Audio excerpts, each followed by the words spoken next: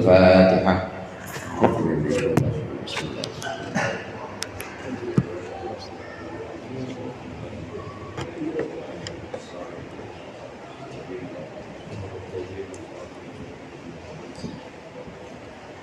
Bismillah, alhamdulillah, wassalatu wassalamu ala sayyidina Muhammadin Rasulillah wa ala alihi wa ashabihi wa man tabi'ahu dahu wa jama'atah wa la hawla wa la quwwata illa billah. Amma ba'du. Segenap jamaah ta'lim Ma'had Jamiah Islamiyah yang dirahmati oleh Allah, bersama-sama kita lanjutkan pengajian kitab Syarah Hikam. Pada hikmah yang sebelumnya sudah disebutkan bahwasannya tidak ada yang menghalangi wujudnya Allah. Justru kita terhalang itu adalah karena ilusi atau karena khayal atau karena anggapan-anggapan kita bahwa selain Allah itu ada. Padahal selain Allah itu tidak ada. Selain Allah itu sebenarnya adalah sesuatu yang sifatnya itu nisbi, sesuatu yang sifatnya itu pinjaman. Semua itu meminjam dari Allah. Wujudnya minjam dari Allah, sifat-sifatnya juga minjam dari Allah. Ditegaskan di makalah yang sebelumnya bahwa tidak ada yang bisa menghalangi wujudnya Allah. Justru selain Allah itu wujudnya adalah wujud pinjaman, dan selain Allah itu hanyalah tawahum atau hanyalah ilusi, anggapan-anggapan bahwasannya itu ada, anggapan dari kita bahwasannya itu ada. Nah, pada makalah yang berikut ini disebutkan qala al-musannif rahimahullah wa nafa'ana bihi wa bi'ulumihi bi barakatihi fid dharain amin. Laula dhuhuruhu fil mukawwanati ma waqa'a 'alaiha wujudu absarin. Law dhaharat sifatuhu id mahalat mukawwanatuhu. Laula dhuhuruhu fil mukawwanati, jika tidak tampak Allah dalam setiap ciptaan-ciptaan.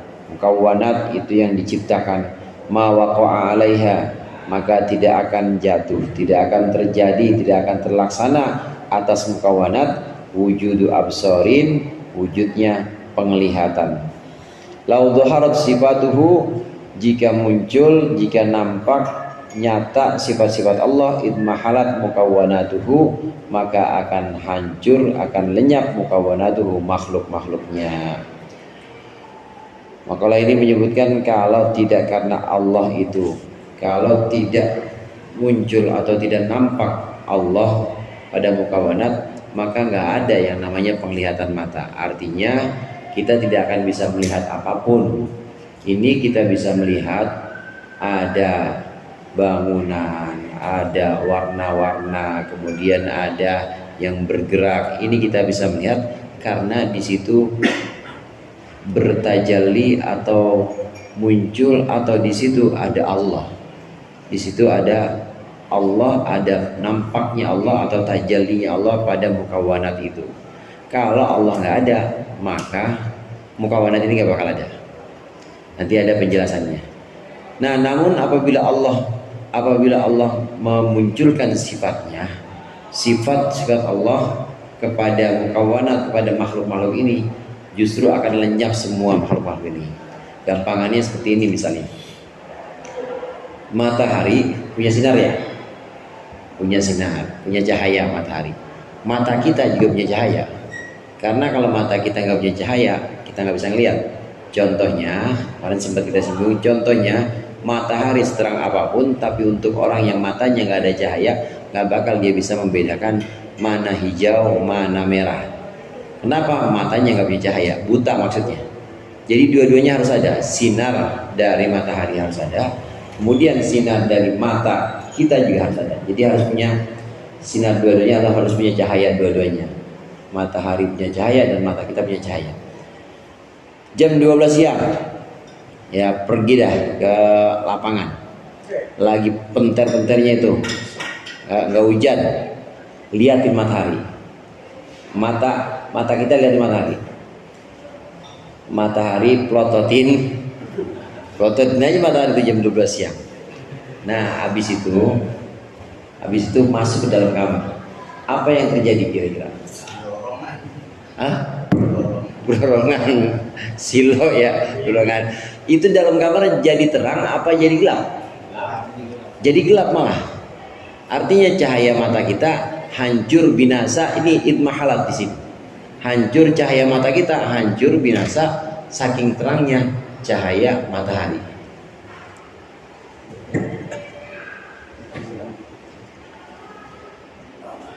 Saking terangnya cahaya matahari, maka cahaya mata kita itu habis, hancur, nggak akan berfungsi. Begitu juga kalau sifat-sifat Allah muncul, sifat-sifat Allah langsung ada pada makhluknya, maka makhluk itu akan hancur semuanya dan nggak bakal ada semuanya, hancur semuanya, hancur semuanya. Kayak kisah yang di Al-Quran disebutkan, lantaroni Musa ya walakin indur ilal jabali. Nabi Musa ini kan minta pengen bisa melihat Allah.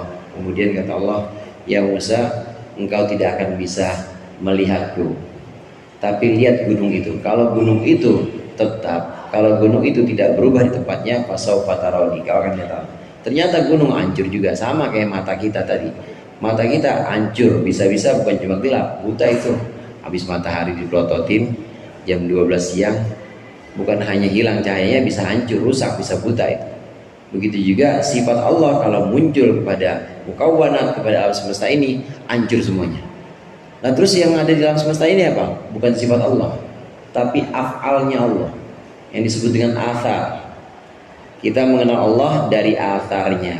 Athar itu bisa dikatakan jejak-jejak atau karya-karya Allah yang ada di alam semesta ini, namanya athar. Itu disebut dengan af'al. Dalam pembahasan lain itu, kalau diantaranya Syekh Nawawi Banten itu kalau mengartikan alhamdulillah, segala puji bagi Allah, itu baik pujian kesempurnaan al-kamal al-qadim maupun al-kamal al-hadith, baik kesempurnaan yang sifatnya qadim maupun kesempurnaan yang sifatnya hadis. Kesempurnaan qadim itu apa? Kesempurnaan zat Allah itu qadim. Kesempurnaan sifat-sifat Allah seperti Ar-Rahman, Ar-Rahim sampai Al-Jabbar, Al-Qahar, itu qadim. Qadim ketemu hadis, qadim ketemu makhluk, hancur makhluk. Nah, tapi kesempurnaan, ada satu lagi kesempurnaan yang sifatnya hadis.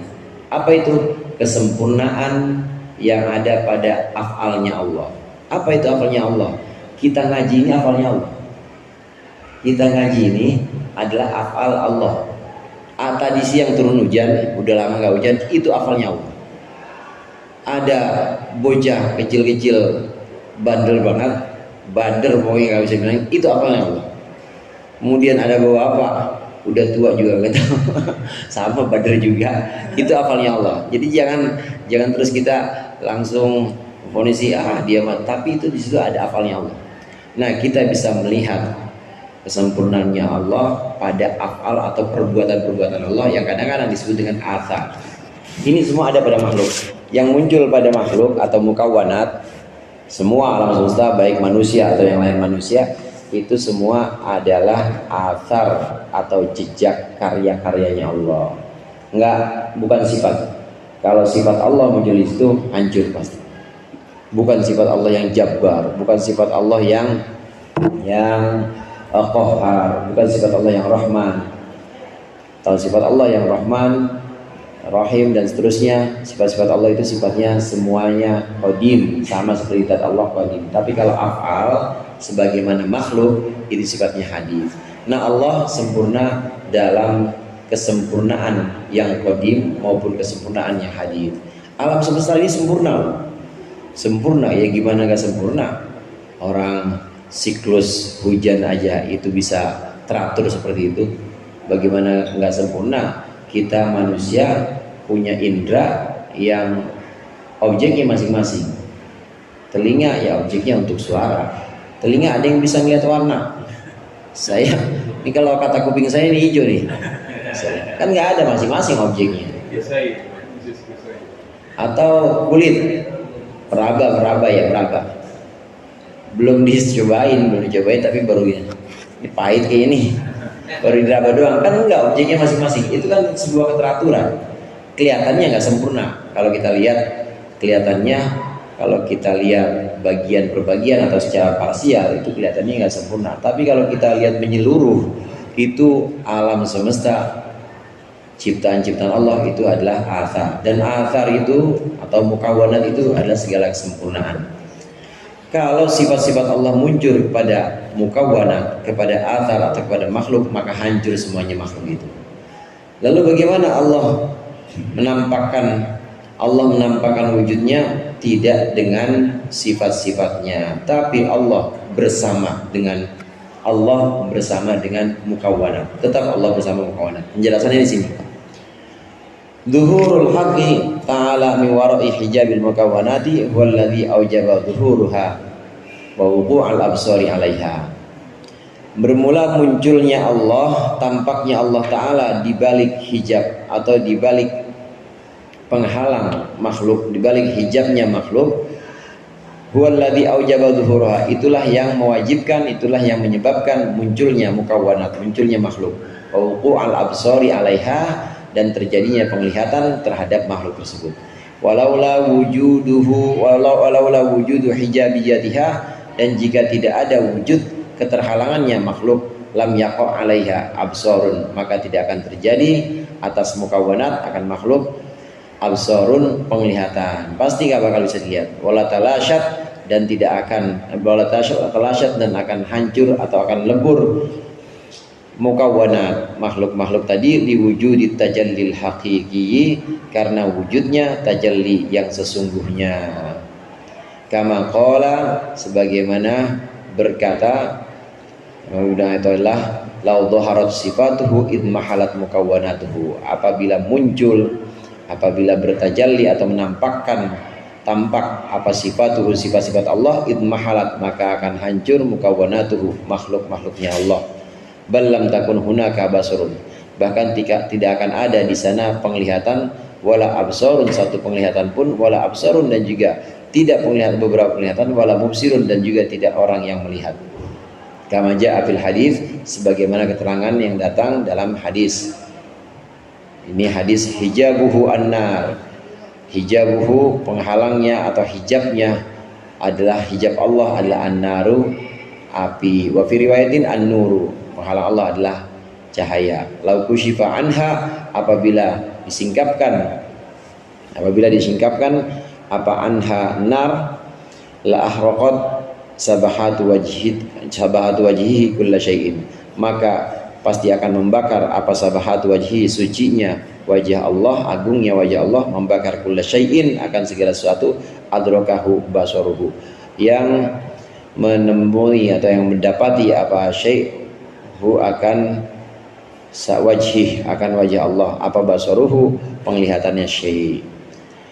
Dalam hadis itu Rasulullah berkata, Allah itu menuju Allah itu ada cahaya atau terhijab dengan beberapa, ada yang mengatakan 70 lapis cahaya, atau ada yang mengatakan, Bang Ghazali bilang ada yang lebih dari itu, ada yang mengatakan 70 cahaya atau api terhalang dengan itu. Nah, kalau tidak dihalangi dengan itu, maka pasti akan hancur semua makhluk itu. Dan kalau makhluk hancur, ya berarti tidak akan ada yang bisa melihat, tidak akan ada yang bisa mengakses alam semesta ini, semuanya hilang. Jadi yang muncul atau yang bertajalli, istilah-istilah dalam tasawuf itu ada yang disebut dengan tajalli. Tajalli itu diambil dari Al-Quran juga. Falamma tajalla, itu bertajalli itu artinya menampakkan, ketika Allah menampakkan diri. Tapi menampakkan diri di sini ada yang sifatnya majazi, ada yang hakiki. Allah menampakkan diri secara majazi, Allah menampakkan diri yang ghair hakiki, yang tidak hakiki, itu adalah dengan menampakkan sifat-sifatnya, lalu muncullah athar atau af'al Allah. Tapi kalau at-tajallil hakiki, kalau penampakan yang sesungguhnya, itu nggak akan mungkin. Karena kalau penampakan sesungguhnya, itu pasti akan hancur. Makhluk-makhluk itu tidak akan wujud, termasuk mata juga tidak akan bisa melihatnya. Seperti contoh yang tadi analogi mata kita ketemu sama matahari, sama-sama matahari sama mata kita, tapi tetap aja hancur mata kita, nggak bakal bisa melihat apa-apa, hilang. Yang justru unik di sini dan sangat mengagumkan, itu sengaja makhluk atau mukawanat itu sengaja dibuat terhalang dari penampakan Allah yang hakiki. Karena kalau tidak seperti itu, hancur semuanya. Terus kenapa Allah nggak menampakkan dengan penampakan yang hakiki? Karena ingin memperlihatkan asarnya, ingin memperlihatkan karya-karya atau perbuatan-perbuatan Allah yang maha sempurna ini, supaya orang-orang yang berakal itu bisa melihat dengan mata hatinya. Di sini berulang kali diucapkan absor, kalau enggak basorun, tapi nggak ada kata-kata basiroh, karena beda. Yang tidak bisa mengakses atau yang tidak bisa mempersepsi itu adalah absor atau basor. Tapi kalau basiroh masih bisa. Ini basiroh ini adalah kerjanya ulul albab, kerjanya orang-orang yang punya akal. Kita bisa lihat meja warnanya apa tuh? Saya coklat. Kopi hitam. Nggak butuh warna berarti ya. Lulus tadi tesnya ini. Meja coklat, kopi hitam. Ini kan yang bisa dipersepsi atau yang bisa ditangkap oleh indera kita. Yang bisa ditangkap oleh indera kita, oleh absor, oleh basor. Itu penglihatan indrawi. Kalau kita bisa melihat warna kopi hitam, warna meja itu coklat. Nah, kita cari di sini bahwa kopi dan meja itu dekat. Saya ulang ya, kopi dan meja dekat. Saya mau nanya, dekat tuh yang mana? Dekat ada nggak di situ? Di antara kopi dan meja dekat nggak? Iya, si dekat ada di mana? Si dekat nggak ada, si dekat nggak ada di situ. Tapi yang bisa menangkap itu adalah akal, dan itu lebih jelas dibanding kopi atau meja itu. Dekat itu. Kemudian istilah-istilah atau bukan proposisi sebutannya. Pokoknya istilah-istilah yang memang cuma bisa ditemukan di alam pikiran kita. Itu sebenarnya benar-benar nyata ada, dan lebih nyata dibanding ini, lebih nyata dibanding penampakan kopi atau meja ini. Tadi contohnya dekat, kemudian apalagi selain dekat, misalnya saya contohkan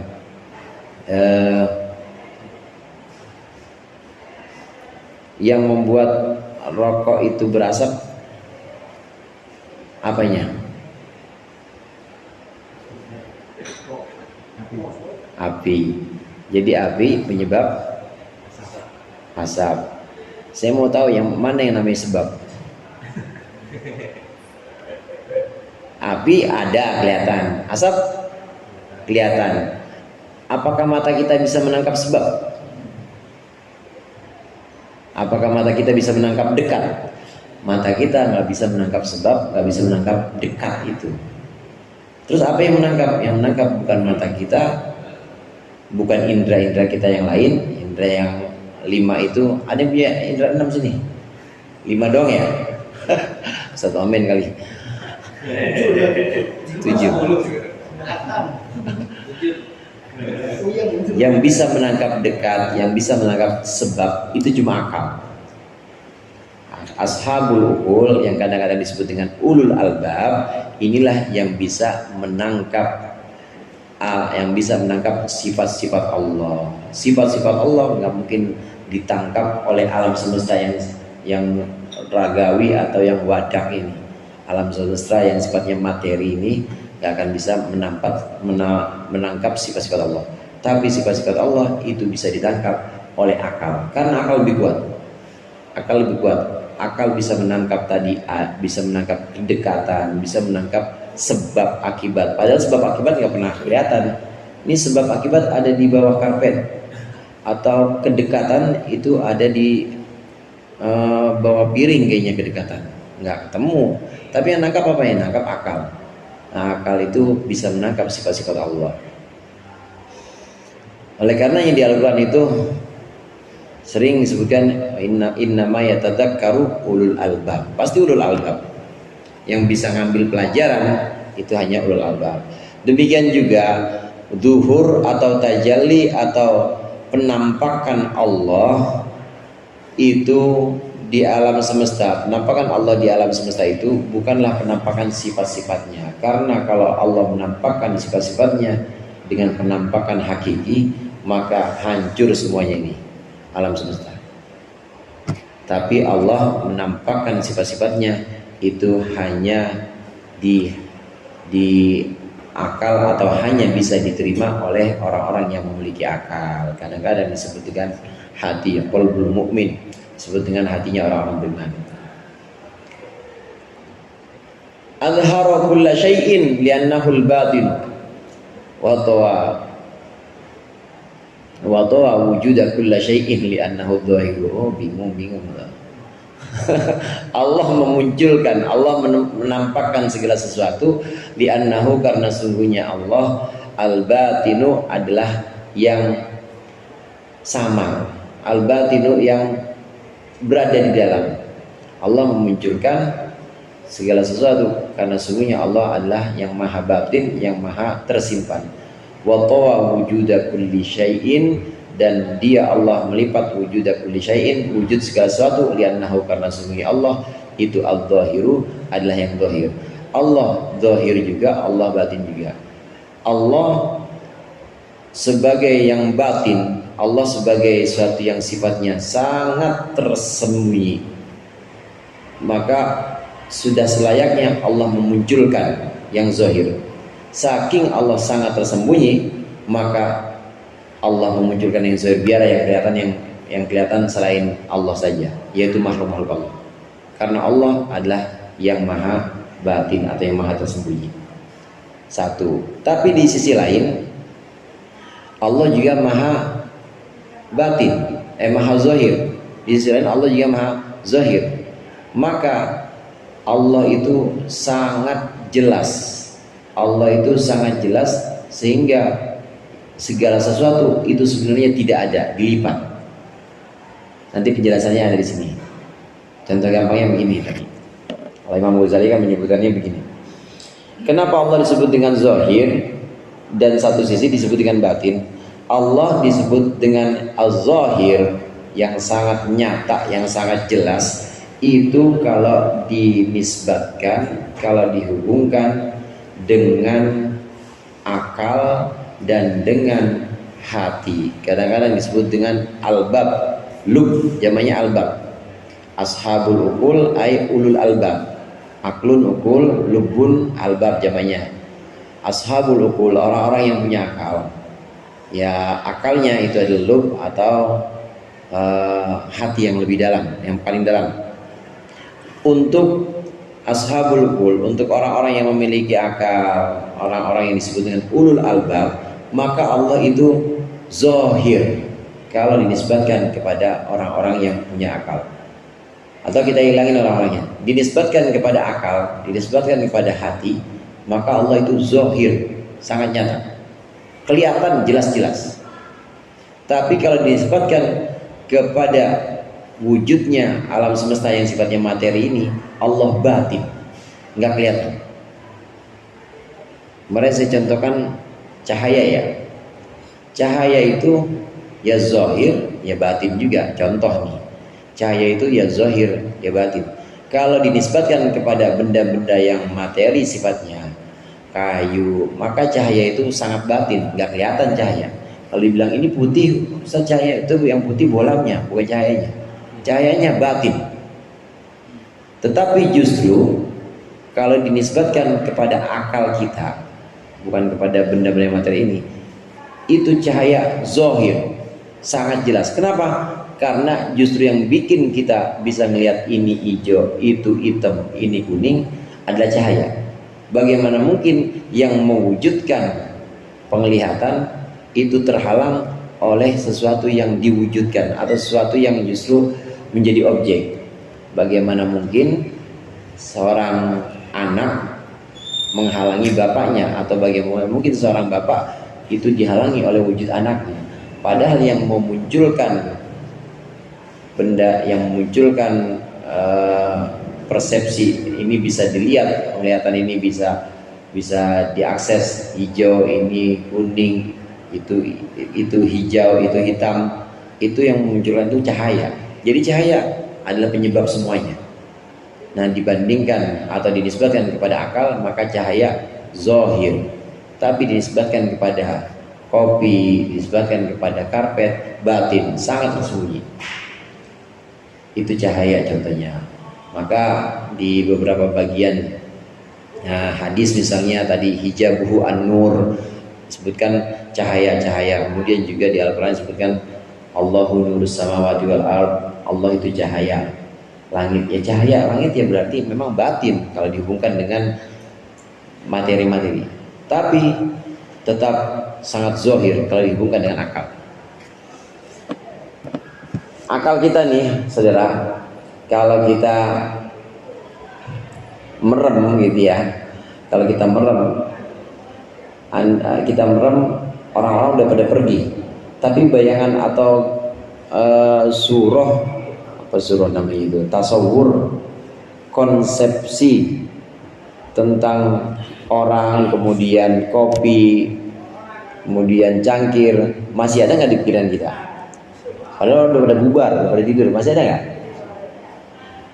Masih ada. Dan itu nggak akan hilang, dan itu nggak akan hancur meskipun gempa misalnya, atau meskipun ini ambruk semuanya gitu ya, ambruk semua, atau kopinya itu pecah nih, kopi ketiban lekar, pecah semuanya, itu gambar itu nggak bakal pecah. Itu menunjukkan bahwa itu lebih nyata dan lebih kuat. Nah, sedangkan ini satu waktu bisa hancur, bisa pecah, tapi yang ada dalam akal kita nggak bisa pecah. Gambarin deh orang santri misalnya, gambarin dia supaya apa? Kita gambarin dia supaya persepsi atau supaya wujud gelas yang ada di pikiran dia itu hilang, nggak bakal hilang tetap. Meskipun gimana tidak akan hilang. Sangat zahir. Untuk akal maka sangat zahir, cahaya sangat zahir. Kurang lebihnya perumpamannya seperti itu. Allah zahir, Allah batin. Penjelasannya min asma'ihi ta'ala al-zahir wal batinu. Sebagian dari asma, sebagian dari sifat-sifat Allah Ta'ala, al-zahiru wal batinu, bermula sifat al-zahir, bermula sifat al-zahir dan al-batin. Fasmuhu zahir, maka nama Allah al-zahir itu yaqtadi butuna kulli syai'in, itu mengharuskan atau bisa disebutkan mengharuskan, yaqtadi mengharuskan butuna kulli syai'in, tersembunyinya segala sesuatu, hatta la zahira ma'ahu, sehingga tidak ada yang nyata bersama kulli syai'. Fayantawi hina idin, maka terlipatlah pada saat itu wujudu kulli syai'in, wujud segala sesuatu.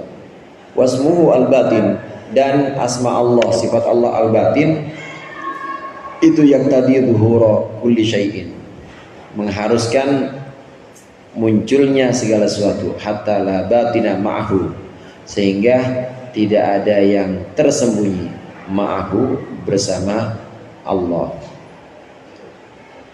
Fayadharu idzaka wujudu kulli syai'in, maka muncullah, maka jelaslah ketika itu wujud segala sesuatu. Fal haqqu ta'ala, maka Allah al-haq yang maha luhur, huwal mawjudu bi kulli i'tibarin, itu adalah yang wujud dengan segala iktibar atau dengan segala sudut pandang. Walhamdulillah. Allah zahir, karena Allah zahir yang sangat nyata, Karena Allah yang sangat nyata, maka segala sesuatu itu justru tersembunyi. Begitu juga di sisi lain, Allah itu batin. Karena Allah itu batin, sangat tersembunyi, maka segala sesuatu itu nyata. Buktinya apa ya? Buktinya mata kita bilang ini ada coklat, itu ada putih. Buktinya telinga kita mendengar. Maka segala sesuatu, atau tadi sebutan di makalahnya yang sebelumnya itu adalah mukawwanat sebutannya. Mukawwanat itu jelas-jelas memang kita tangkap dengan indera kita. Mukawwanat berarti zahir, itu mukawwanat itu zahir. Nah, Allah di situ batin kalau dinisbatkan dengan indera kita. Nah, tapi di sisi lain Allah adalah zahir. Allah adalah yang maha nyata. Allah adalah yang maha apa selain nyata? Zahir, ia yang maha nyata, yang sangat nyata. Allah sangat nyata jika dinisbatkan kepada mukawwanat yang sebenarnya ini enggak ada. Mukawwanat yang sebenarnya ini hanya wujud-wujud pinjaman. Jadi wujud hakiki itu siapa ya? Wujud hakiki adalah Allah bikulli tibarin, dengan segenap sudut pandang Allah adalah al-mawjud bikulli tibarin.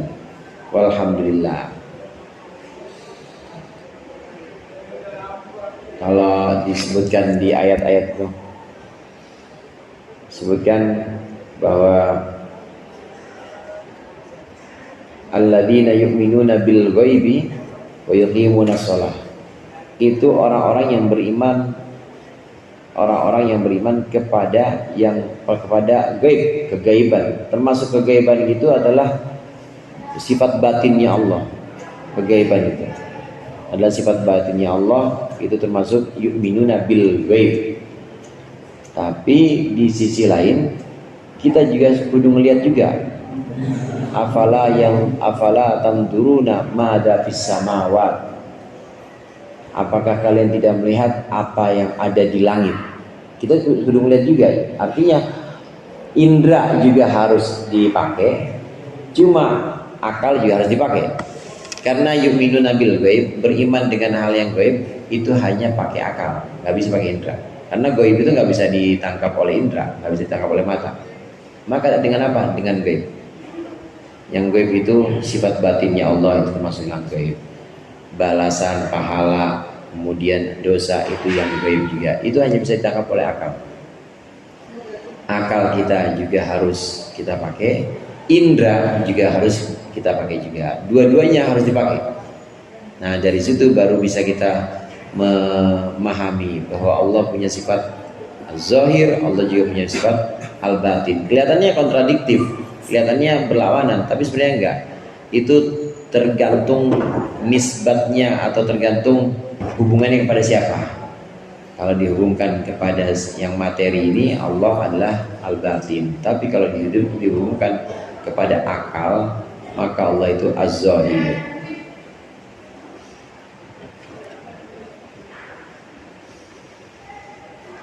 Kita masuk ke masjid hari Jumat, ya, masuk ke masjid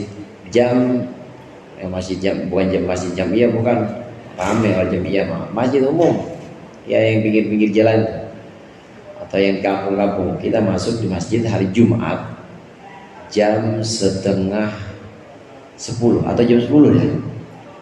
Kita sampai di sana wangi, udah rapih, udah siap. Kira-kira jam 10 itu udah ada orang apa belum tuh? Merebut doang paling ya. Tapi udah rapi dan udah wangi, semuanya udah siap. Mata kita melihat itu masjid yang wangi, karpet yang rapi, semuanya udah teratur, AC juga udah nyala. Itu mata kita, telinga kalau mendengar ada suara di situ, kemudian juga kulit merasakan dinginnya. Apakah mata kita mengingkari itu semua? Kira-kira mata kita mengingkari atau enggak? Merasa itu tadi masjid itu, apakah kita bilang, oh masjid ini enggak ada nih, ini hanya ilusi. Indra kita mengingkari atau mengiyakan? Mengiyakan. Tapi indra kita nangkep nggak di situ ada orang yang tadinya beres-beres, ada satu atau beberapa orang yang memang dia itu dari pagi udah ngepelin, udah kasih parfum. Mata kita nangkep itu nggak? Mata kita yang nggak nangkep. Padahal itu rapi, udah wangi. Alam semesta juga demikian, mukawwanat alam semesta yang demikian teratur. Tahu-tahu kita lahir ya udah begini aja. Yang hujan ya ada musim hujan, panas ada musim panas, ya kadang-kadang kemarau, tapi udah waktunya air datang mah datang, itu udah teratur seperti itu. Tapi kita, mata kita, telinga kita, semua indera yang sifatnya jasmani ini nggak pernah melihat bahwa di situ ada yang mengatur. Padahal itu sangat teratur. Jadi yang maha mengatur mana? Yang maha mengatur itu ada di mana? Al-batin, dia nggak kelihatan. Cuma begitu kita beranjak dewasa, begitu kita udah bisa memahami sebab akibat, memahami lain sebagainya, maka kita menangkap bahwa di balik yang teratur itu pasti ada yang mengatur. Siapa itu? Allah. Maka Allah Al-Zahir, nyata banget di situ Allah. Meskipun kita awalnya waktu masih anak-anak melihatnya alam semesta atau masjid tadi yang teratur, tapi kalau udah lebih matang akal kita, maka kita akan melihat itu yang punya jasa merebut sehingga masjid itu bisa rapi. Demikian juga alam semesta. Di balik alam semesta itu ada zuhur atau ada tajallinya Allah, nggak bisa ditangkap mata, nggak bisa dicerap oleh telinga, tapi wujudnya nyata. Itu cuma bisa oleh akal. Makanya di Al-Quran sering afala taqilun, afala yaqilun, itu sering banget. Walaupun ada juga wahum la yubsirun, ada juga memang. Artinya Islam memang mengajarkan dua ini. Tetap yang namanya indra nggak boleh diingkarin. Karena kalau indra diingkarin repot semuanya. Syariat nggak jalan kalau indra diingkarin. Enggak, saya mah nggak percaya bahwa itu mushaf adalah Al-Quran yang disebut la yamassuhu illal mutahharun. Ini mah kertas biasa. Kalau kita begitu kita pakai indra terus kita ingkari semua, nggak jalan, syariat nggak jalan. Makanya harus ada keseimbangan itu. Syariat atau sesuatu yang sifatnya awal indrawi itu tetap harus kita gunakan. Tapi naik ke situ maka kita akan bisa melihat Allah yang az-zahir ditangkap oleh akal, Allah yang al-batin ini karena tidak bisa ditangkap oleh panca indera. Dan masih banyak lagi nanti makalah-makalah, perkataan-perkataan tentang sifat-sifat Allah yang luar biasa ini. Abahalaka an tandura ma fil mukawwanat wa ma adina laka an taqifa ma'a dawatil mukawwanat wallahu a'lam bissawab. Lebih kurangnya saya mohon maaf. Wallahu muwaffiq ila aqwamit thoriq. Assalamualaikum warahmatullahi wabarakatuh.